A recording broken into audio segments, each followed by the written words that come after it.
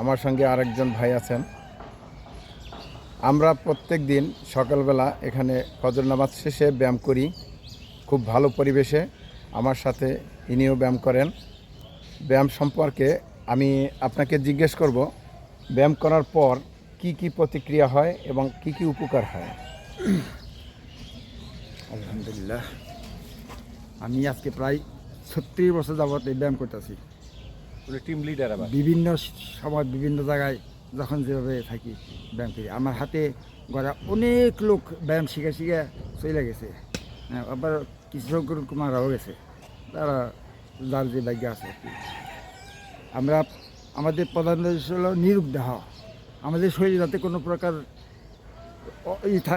রোগ টুক না থাকে, রোগ জীবাণু না থাকে, তাই জন্য আমরা ব্যায়াম করি। সুস্থ দেহ, রোগ সুখ না থাকলে তো সুস্থ থাকবা এমনি সুস্থ থাকা, এবং আলহামদুলিল্লাহ। শরীর সুস্থ থাকলে মন ভালো থাকে, মন ভালো থাকলে তার এই সব কিছু কাজকর্মে সব কিছু ভালো লাগে। সেই জন্য আমরা প্রথমেই বলে নেই যে নিরোগ দেহ, সুস্থ জীবন ও দীর্ঘায়ু কামনা করে আমাদের ব্যায়ামটা শুরু করছি। এই হলো এটার উদ্দেশ্য, আর কোনো উদ্দেশ্য না। এখানে কোনো টাকা পয়সা লাগে না, কোনো চাঁদাবাজি করা লাগে না। যার মন চায় আসবে, যার মন না চায় আসবে, তার ব্যক্তিগত ব্যাপার। যে এইটা ব্যায়ামটা করে সুস্থ হয়েছে মনে করেন, তাহলে তার জন্য ভালো। এবং অনেকে দেখা যাচ্ছে ব্যায়ামের পর কিছুদিন পরে বাদ দিয়ে দেয়, বাদ দিয়ে গেলে আবার আগের মতন হয়ে যায়।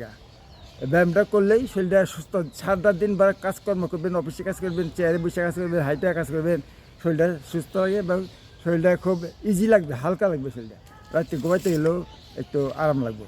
সেই জন্য আমরা ব্যায়াম করি, সব কিছু বাদ দেওয়া। এইটা আমাদের সকালবেলার মর্নিং ওয়াক, এইটাই, আর কিছু না। সারাদিন আমরা তো কিছু করি না, আমরা রিটায়ার্ড পার্সন লোক, আমাদের তো আর কোনো কাজ নাই, খাই আর শুয়ে থাকি। ডায়াবেটিসের তো বিশেষ উপকার, এটা মেন উদ্দেশ্য হলো ডায়াবেটিস। তারপরে পেট অনেকে বড় হয়ে যায়, অনেকে মোটা হয়ে যায়। এই ব্যায়ামটা করলে অঙ্গ প্রত্যঙ্গ রক্ত সঞ্চালন বৃদ্ধি থাকে, তার জন্য সুস্থ থাকা যায়। আপনারা চেষ্টা করবেন, যারা যারা পারেন, সুযোগ আছে তাদের, সকালবেলা ফজর নামাজ পড়ে এখানে এসে পড়বেন। ধন্যবাদ গাইস। দেখতে পারেন আসলে সুস্থ থাকতে হলে ইনশাল্লাহ ব্যায়ামের বিকল্প নেই। এটা কোনো চিকিৎসায় যেটা না হয় আমরা এই ব্যায়ামের মাধ্যমে পাই। এবং উনিও আগে খুব ভালোভাবে হাঁটাচলা করতে পারতো না, এখন আলহামদুলিল্লাহ উনিও অত্যন্ত সচল।